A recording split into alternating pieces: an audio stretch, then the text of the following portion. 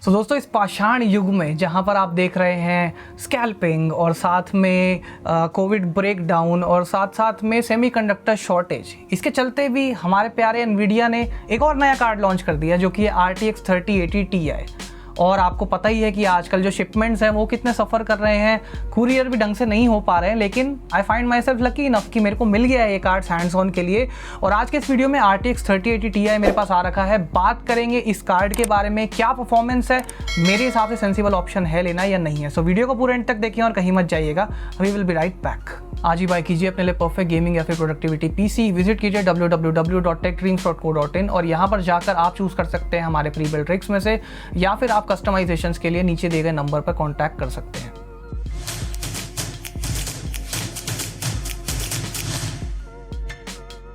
तो दोस्तों आज के इस वीडियो के लिए मेरे पास है Inno3D की तरफ से आने वाला उनका RTX 3080 Ti iChill X4 graphics card.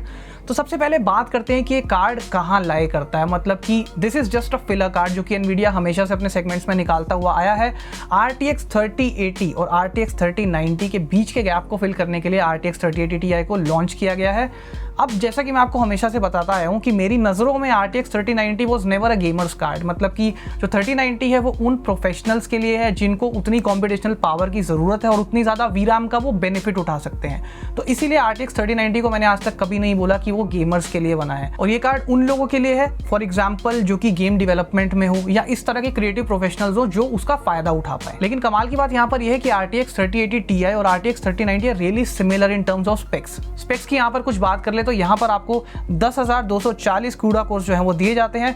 Only difference is the VRAM size, मतलब जहां आपको जो RTX 3090 है वहां पर आपको 24 GB VRAM दी जाती है, यहाँ पर आपको 12 GB VRAM दी जाती है, क्योंकि ऑब्वियसली सोर्सेज के हिसाब से ये सेमीकंडक्टर शॉर्टेज जो है this is not just limited to Nvidia, और बाकी सारे ब्रांड्स भी इसकी वजह से सफर कर रहे हैं, जिसके चलते 24 GB VRAM वाला कार्ड प्रोड्यूस करना और उसको बड़ी क्वांटिटीज में प्रोड्यूस करना is very difficult for Nvidia आज की डेट में। तो इसी को ध्यान में रखते हुए यहाँ पर 3080 Ti में आपको 12 GB 384 बिट GDDR6X VRAM दी जाती है, ताकि जो प्रोडक्शन है एज कम्पेयर टू 3090 थोड़ा सा आसान रहे एनवीडिया के लिए भी। अच्छा, सबसे पहली चीज जो यहाँ पर देखने वाली थी, जो कि हम देखते आ रहे हैं कि जितने भी कार्ड्स नए 3000 सीरीज के लॉन्च हो रहे हैं वो एंड कस्टमर तक पहुंचने से पहले ही जो क्रिप्टो करेंसी माइनर्स हैं उनके हाथ में चले जाते हैं। तो एनवीडिया का ऐसा दावा था कि 3080 Ti और 3070 Ti में they are using some hash rate limiter, जिसके चलते उतना ज़्यादा हैश रेट और प्रॉफिटेबिलिटी माइनर्स को नहीं मिलने वाली। तो मैंने पहली चीज़ कार्ड के आते यही टेस्ट करी,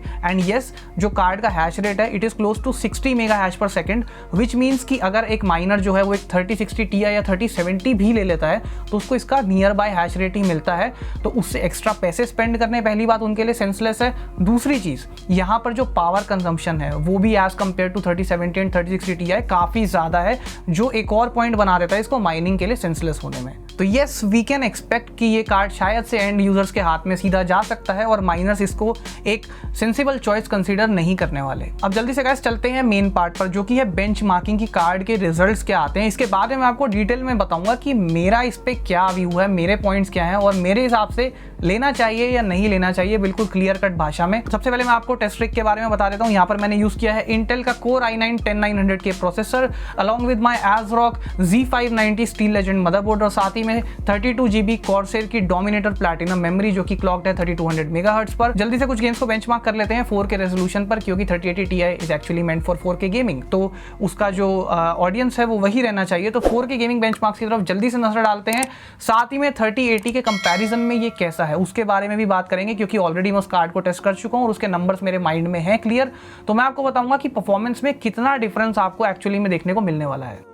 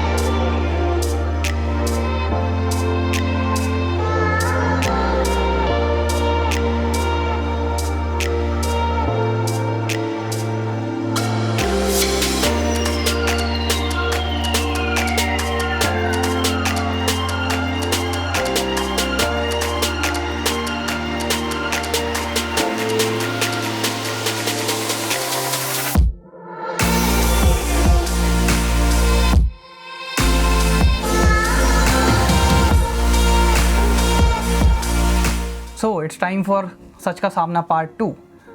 तो मेरे हिसाब से I am not really sure कि what Nvidia is up to. मतलब कि यहाँ पर जो है MSRP जो इस कार्ड की है उसको रखा गया है $1199 MSRP, अगर ऐसी कोई चीज़ आज की डेट में एग्जिस्ट करती है तो। Talking about the Indian market price, तो ये कार्ड आज की डेट में आपको 1.5 लाख रुपए से कम में कहीं नहीं मिलने वाला, depending on the current circumstances. जो सिचुएशंस चल रही हैं आपके सामने है, मेरे को बताने की जरूरत बार बार नहीं है। तो 1.5 लाख रुपए की प्राइसिंग पर ये कार्ड जो है आने वाला है। अब सिंपल वर्ड्स में इसको सम अप करूं तो आप मेरे से पूछेंगे कि यार 1.5 लाख रुपए या जितने का भी मिलता है 170 180 कहीं तक भी प्राइस जा सकता है, तो इस प्राइस पर क्या इस कार्ड को बाय करना सेंसिबल है? तो मैं यहाँ पर 2 सेकंड का मौन धारण करूंगा और फिर मैं बोलूंगा नहीं। मतलब पहली बात मेरे हिसाब से 3080 Ti is just a very unnecessary launch. मतलब मेरे हिसाब से इसकी कोई ज़रूरत थी नहीं इस कार्ड को लॉन्च करने की, क्योंकि देखो पहली बात जो 3080 और 3080 Ti के बीच का परफॉर्मेंस गैप है that is just 5 to 10% at max. मतलब 5 से 10% का परफॉर्मेंस जो बम्प है वो आप एक्सपेक्ट कर सकते हैं। और हाँ, जो RTX 3080 Ti है it performs very close to 3090 gaming terms में, और कुछ गेम्स में 3090 को बीट भी कर देता है ओवरऑल परफॉर्मेंस में। But the thing is I never said RTX 3090 is for the gamers के लिए तो वो कार्ड बना ही नहीं है ना 3090। और यहाँ पर पॉइंट ये आ जाता है कि जो 3080 Ti है, अगर हम उसको पहली बात तो अगर क्रिएटिव प्रोफेशनल्स के लिए कंपेयर करें, अगर हम इसको 3090 से कंपेयर कर रहे हैं तो 3090 जो काम क्रिएटिव प्रोफेशनल्स के लिए कर सकता है अपनी उतनी रॉ कंप्यूटेशनल पावर और VRAM के चलते, वो 3080 Ti नहीं कर सकता फॉर ऑब्वियस रीजंस। तो जो क्रिएटिव प्रोफेशनल्स हैं या जो गेम डेवलपर्स हैं जिनको उतनी कंप्यूटेशनल पावर की ज़रूरत है और उतनी VRAM की ज़रूरत है ज़्यादा, उनके लिए दिस बिकम्स वेरी मतलब सेंसिबल कार्ड उनके लिए नहीं रह सकता ये मेरे हिसाब से। Plus if you talk about the gamers, 3080 जो है उसकी MSRP से इतनी ज़्यादा MSRP पर आने वाला 3080 Ti खाली जो परफॉर्मेंस बम्प है वो कितना देता है? 5 से 10%। डू यू थिंक कि ये सेंसिबल है? मतलब उससे इतने ज़्यादा MSRP पर ही आने के बाद और उतने ज़्यादा प्राइस के आने के बाद आपको सिर्फ 5 से 10% का एक्स्ट्रा परफॉर्मेंस मिल रहा है, जो कि आपको उतना ज़्यादा फील भी नहीं होने वाला जब आप क्या कहते हैं रियल लाइफ गेमिंग सिनेरियो की बात करेंगे तो। सो उस तरीके ये कार्ड जो है दोनों ही टारगेट ऑडियंस के लिए जो है एक सेंसिबल ऑप्शन नहीं रहता। मतलब ना ये जो है क्रिएटिव प्रोफेशनल्स के लिए एक सेंसिबल ऑप्शन रह सकता है, ना मैं कह सकता हूँ कि गेमर्स के लिए बहुत सेंसिबल ऑप्शन रह सकता है। हाँ, इतना ज़रूर हो सकता है कि इस कार्ड की जो अवेलेबिलिटी है वो ज़्यादा हो इस वजह से, क्योंकि क्रिप्टो करेंसी माइनिंग में ये कार्ड फिलहाल नहीं जाने वाला, तो अवेलेबिलिटी ज़्यादा रह सकती है। विच मीन्स कि अगर 3080 जो है वो महंगा मिल रहा है तो शायद इसका प्राइस उससे कम रह सकता है अभी भी, थैंक्स टू एनवीडिया जो उन्होंने लोअर हैश रेट का यहाँ पर यूज़ किया है उसकी वजह से। बट एंड में घूम फिर कर मेरा वही कंसर्न आ जाता है कि मतलब come on Nvidia, what are you doing? क्योंकि हमारी Indian audience, majority of the Indian audience, in fact मेरे जो आप लोग व्यूअर्स भी हैं, आप में से majority of the people I am pretty sure वो या तो एंट्री लेवल गेमिंग कार्ड लेना चाहते हैं या वो मिड लेवल गेमिंग कार्ड लेना चाहते हैं।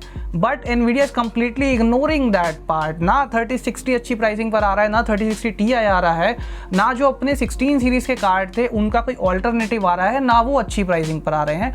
तो मेरे हिसाब से इस टाइम पर एनवीडिया का जो फोकस रहना चाहिए वो फोकस रहना चाहिए, क्योंकि जो मेजॉरिटी ऑफ इंडियन ऑडियंस है वो वही है।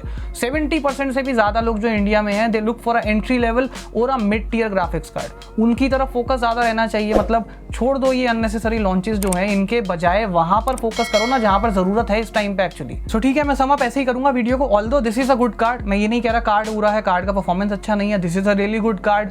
बट करंट सिचुएशंस को समझते हुए मेरे हिसाब से this is a disappointing card for me, क्योंकि अभी ज़रूरत नहीं थी इस कार्ड की। बाकी इसी चीज़ के ऊपर आपके क्या विचार हैं, आप क्या कहना चाहते हैं एनवीडिया से, या आप क्या फील करते हैं इस कार्ड के लॉन्च पर, मुझे आकर कमेंट सेक्शन में ज़रूर बताइएगा। एंड यस, आपकी जो ये बातें हैं ये सुनते हैं एनवीडिया इंडिया तक भी ये बातें जाती हैं, तो जो भी आप कहना चाहते हैं नीचे कमेंट सेक्शन में आकर आप कह सकते हैं। एंड आई एम श्योर कि शायद से एनवीडिया ज़रूर सुनेगा हमारी बातों को।